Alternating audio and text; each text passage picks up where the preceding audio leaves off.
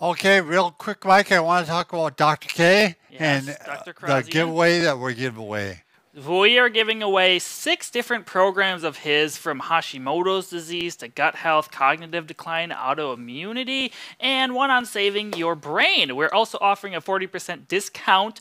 You can use the code name Bob and Brad. Everything is down below in the description box. And without further ado, here's Dr. Kharrazian. Yep.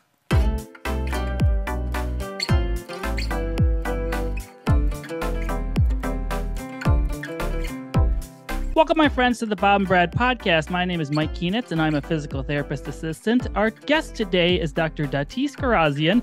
Dr. Kharrazian is a Harvard Medical School trained and award-winning clinical research scientist, academic professor, and world-renowned functional medicine healthcare provider.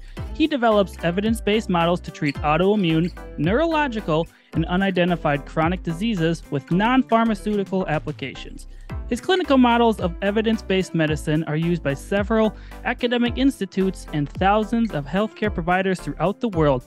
Dr. Kharrazian is an associate clinical professor at the Loma Linda University School of Medicine. So without further ado, here is Dr. Kharrazian. The first topic of discussion is Hashimoto disease. So what is it, and what are some ways people can try and treat it? So Hashimoto disease, for most people, they just think hypothyroid, like, is your thyroid working? And everyone at some point may have known someone who's a diagnosis of hypothyroid, or someone's taking thyroid medication, and maybe runs in their family. And basically, it's hypothyroidism is really an autoimmune disease. And most people that get diagnosed don't really know that. So hypothyroidism just really means your thyroid gland is not working. When your thyroid gland is not working, and you can start to have slower metabolism, you can have really bad circulation, cold hand, cold feet. You can start to have brain fog. You can start to have hormonal imbalances.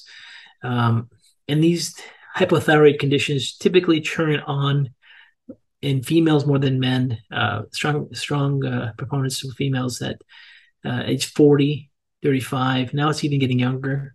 And then all of a sudden, you have a person who's been healthy their whole life, and all of a sudden everything's going the wrong way, and they're frustrated and nothing makes sense. And they finally, read online, they have a lot of symptoms. Maybe it's constipation as their initial symptom. Maybe it's just really dry hands and skin. Maybe it's fatigue, and they finally get evaluated, and they, probably beg their doctor to get a thyroid test. It's not part of conventional testing, which is a shame. And they finally they're diagnosed with hypothyroidism. What they don't know is that really what they have is Hashimoto's disease. And the reason they don't know that is because you would have to do a test called an antibody test to determine that, called TPO and thyroglobulin. And it's just not routinely part of the insurance model. So when you get diagnosed with hypothyroid, there's no point to do it, because they go, 95%, 90% of people have hypothyroidism and Hashimoto's. Why would we spend the extra $400 to do this antibody test? It doesn't make sense in insurance model, just to waste money for no change in treatment. So when someone gets hypothyroid diagnosis, they basically are told, come back every single year, and we'll see if your medication is, enough for you. And what they basically don't understand is the guidelines that the Endocrine Society had put together for hypothyroidism was, you're going to have your thyroid gland destroyed further in the next year. Your immune system is going to continue to destroy that gland. And the dosage you have now may not be enough. So let's have you come back in a year and see if that's enough of the dosage you need to manage your symptoms. And, and for some people, they have the thyroid destroyed 3 months after the appointment, and they're going 9 months without having that replacement, the right amount of replacement. And they're gaining weight and having depression, all these symptoms. And, it's not time for your annual thyroid workup. A year is just a random number someone put together just because it correlates with the annual physical exam. So the fact is that many women and some men, but mostly women, that they get diagnosed with hypothyroidism, because it's a female predominant disease, they're frustrated because they're not being managed properly. First of all, they don't know they have an autoimmune disease. Second of all, they're being told to come back once a year to make sure the thyroid hormone the dosage is correct for them. But that's just a random number people put together. So once a person develops Hashimoto's, they really have an autoimmune disease. Their immune system is attacking their body, and it's typically not just the thyroid gland. And then there's a web of dysfunctions that take place when someone gets hypothyroidism, which is really Hashimoto's disease. And one of them is there's a gene uniqueness. So some people get gluten sensitivity. They start to react to foods. They start to lose what's called immune tolerance. So they start to develop food sensitivities to many foods. Now, for the first time in their life, they're reacting to foods they never reacted to before. Most common ones are going to be wheat and dairy. They get really bloated, they get really swollen, they get really inflamed, and they even get brain fog. They start to eat those foods. They start to have chemical tolerance issues where their immune system can't tolerate chemicals as much, start reacting to various chemicals. They may be like sensitive to certain smells and being around perfume, or it varies from one person to the next. And as they continue to this web of dysfunction that takes place with Hashimoto's, they get brain inflammation. These Hashimoto's patterns turn on inflammatory mechanisms that turn on the immune cells in the brain called microglia. So now they have brain fog and can't think and can't focus, and they get depression. And these inflammatory models of depression with Hashimoto's, they don't respond to antidepressants. It's not a neurotransmitter deficiency. It's a brain inflammatory response that's involved. So then, they're frustrated, and then their gastrointestinal tract becomes less efficient from the inflammatory responses. They get intestinal permeability. It's part of the vicious cycle of it. And they kind of go down this vicious cascade where now not only is their metabolism an issue, but their hair is falling out, their circulation's off, they have brain fog, they have depression, everything they're eating is causing bloating, distension. And they go back, and then maybe they'll have their physician go, hey, maybe you need an antidepressant. Here's an SSRI, or here's Wellbutrin, here's Prozac, or something like that. Oh, it didn't work. Let's try another one. Before they know, they're on a list of other medications for that.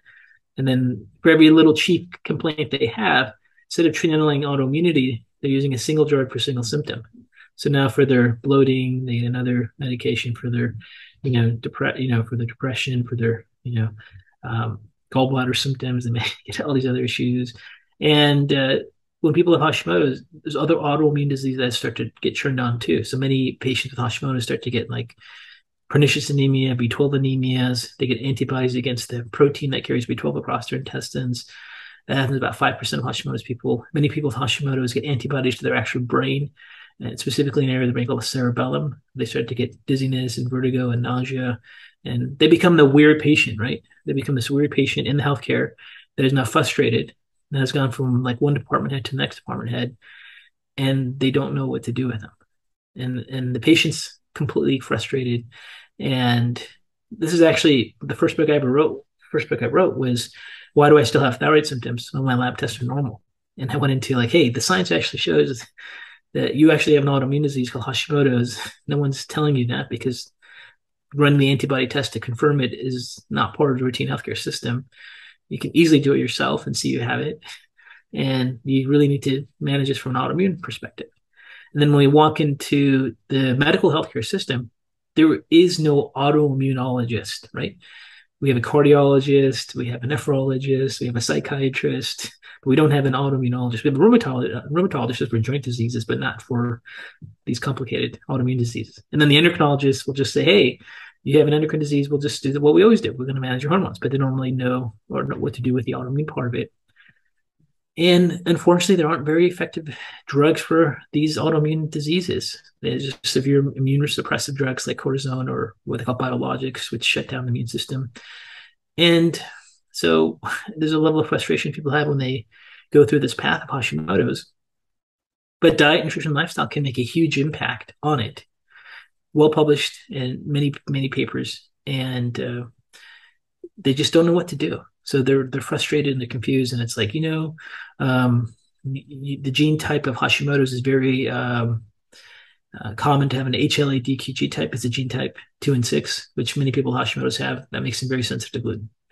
So some of these people that finally learn, hey, I'm going to go adopt a gluten-free lifestyle, and maybe 30% of their symptoms go away. For some people, maybe it's greater. There's even studies published that show in clinical trials, they have a subset of their patients completely go into complete remission with no symptoms after doing a gluten-free diet. Sleep makes a huge impact on autoimmune disease in general. Sometimes just understanding how important sleep is with a person who's got Hashimoto's, and they really get into a regular schedule and really focus on getting good sleep instead of being on their phone all night or being on the internet all night and not getting much sleep and trying to get up too early. Their immune system starts to calm down, and they may start to take some things to support their gut immune system and the gut barrier, maybe some nutraceuticals or things to help them digest their food much more efficiently. And all of a sudden their gastrointestinal system is functioning better. And then these little steps, as you start to add them up, can put a person into remission where they feel a lot better They're not cured. This isn't like a quackery alternative medicine. Medicine can't cure you, but these vitamins can. It's not about that. It's like you have an autoimmune disease expression. You have certain genotypes. You have certain susceptibilities. Various lifestyle, dietary factors can change how they express. So let's work on what's current and let's see if those applications work for you. Like another common gene uniqueness that people that have Hashimoto's disease have is they have vitamin D receptor site polymorphisms, which basically means their vitamin D receptors aren't very efficient. So they need much higher levels of vitamin D than the average population. So they may need to get their vitamin D levels like above the 50 range on a lab test versus 25 range or something. And then vitamin D is a very powerful immune modulator. So they can start to take some vitamin D and maybe notice they have some improvements in their quality of life. So that's where Hashimoto's comes in. And that's been a big part of my focus, because when I was looking at having an interest in diet, nutrition, lifestyle, and what people with chronic disease like autoimmune disease can do, obviously I had to understand Hashimoto's because it was the most common one. And many people are out there. And the current statistics show 1 in 12 women in their lifespan will have autoimmune disease turned on.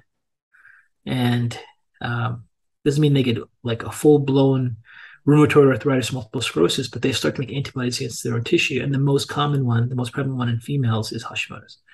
So all that people, yeah. Is there a reason why it's more predominant in females than males?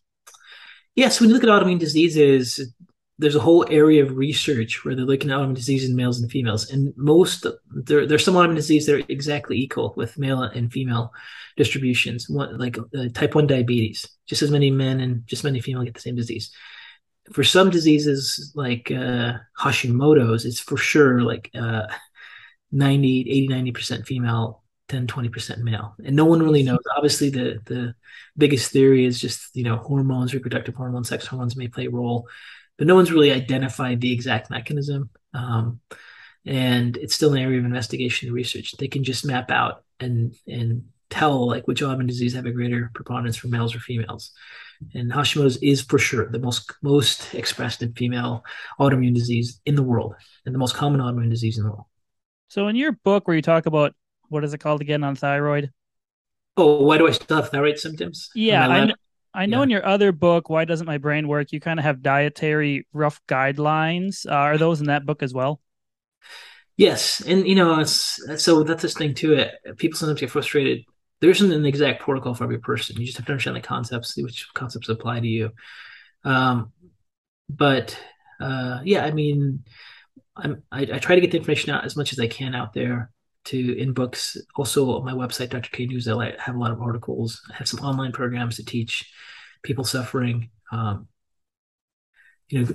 through the steps of what they need to know and how to apply some of these strategies to their life, right? And that's the problem, because, I've spent over 20 something years teaching postgraduate education healthcare professionals. What happens is, there's just the ones that really understand it, they all end up with waiting list practices. No one gets to see them, and they're not cheap because they incorporate a model of diet and lifestyle that insurance companies don't cover. And then there's not enough of them around because not many people want to practice. It's a very hard way to practice, to sit down with someone and do a detailed history of their diet and their lifestyle and what the factors are in new labs, and then develop an individualized, personalized medicine approach is tough to do. So I think what's happening now is just people need accurate information from evidence-based research, and then how to apply that into their life, then how to find out what's unique for them. And then everyone has to go through their own experiment. Like some people that have autoimmune diseases will be very, very sensitive to lack of sleep. Some people with autoimmune diseases will have a severe issue, not so much with sleep, doesn't really flare up their autoimmune as much, but it could be with dietary proteins. Someone else could be very, very sensitive to chemicals. Someone else could really have their autoimmune disease flare up when they get like common cold, and they have those issues. So some people can have their autoimmune disease very, very, very much expressed when the gastrointestinal system is dysfunctioning. When they have things that disrupt their gut microbiome. Maybe they went on antibiotics, or maybe their diet was just bad for a while and their autoimmune disease really flared up. So everyone's a little bit different. So there's not everyone that has even with the same autoimmune disease, has the same dietary and lifestyle mechanisms that work. And this is where the whole world of personalized lifestyle medicine comes in. And this is another area of research which is very difficult, because when you look at medical research, medical research is focused on this concept of developing the best evidence. And the best evidence is for sure from a randomized, double-blinded, placebo-randomized clinical trial. That's how you really know something is working compared to a group that is everything's the same except the intervention for a period of time, right? That's the best design. But when they do randomized clinical trials, the other goal is to have generalizability, that it's as generalizable to the whole population as much as they can. It's not individual. And autoimmune disease is all about individuality. It's not really so generalizable. Now, certain things like just shutting down the inflammatory response to autoimmune disease works when they do clinical trials with different types of medications that way. But when you have one group of autoimmune disease people that have extreme reactions to certain dietary proteins versus other different patterns and have various uniqueness to different variables that are involved, it gets really hard to. You could design the study. It's just that when you try to look for what's called statistical significance, you need such a large sample, and it just doesn't become feasible, and no one's funding it. And this is the problem. And then the other key thing is with one person that's autoimmune disease, in their life process, things can change. They can all of a sudden react to different foods. They can all of a sudden have sleep be an issue that's triggering their autoimmune disease that it wasn't before. They can have other autoimmune diseases turn on. So they start with Hashimoto's, now they have some MS, multiple sclerosis type patterns that are starting to express, or and they start to get inflammatory bowel disease, like an IBS, Crohn's autoimmune disease against their gut, and then they may be more sensitive to some dietary triggers that they weren't to before, some lifestyle triggers they weren't to before. So it's like a dynamic, ongoing thing. It's being done in research circles with what are called N-of-1 studies, where they're looking at multivariables and doing what's called Bayesian statistics to evaluate them. But it's still a new area of research, and they're still trying to figure out how to do it. So when you have like people that don't understand research, like let's say an older generation MD that's just doing what they've always been doing, I don't read anything besides randomized double-controlled studies, and you're like, well, you can't answer every study design question that way, right? And it's like, dude, you just get away from my world. You're like, don't even understand what. But at the end of the day, people are suffering, and then these people can be authorities, and like, alternative lifestyles. There's no evidence for that, and it's like you have no idea what you're talking about, and then the public suffers, right? All right. So where can people find you at on your websites, and where can they get your books? So my website is Dr. K News, drknews.com, Dr. K News, because my last name is Kharrazian, and that's really hard to spell. So I use Dr. K News. And then I do have free content on that, including a gluten and the brain book. So if there's a free online gluten and brain book, if you want to check that out, if you're listening. And we have lots of podcasts and videos and information trying to educate the public. And the goal of the website is to educate the public and let them eventually know about the books I've written. I've written 2 books, one on the brain, one on the thyroid, and we have some online courses on the brain, thyroid, food sensitivities, food allergies, to try to get information out to people. But hopefully it can be a good educational source for those that are interested in these topics. All right. Well, thank you for joining us. Okay. Thanks, Mike. It's a pleasure, and talk to you soon.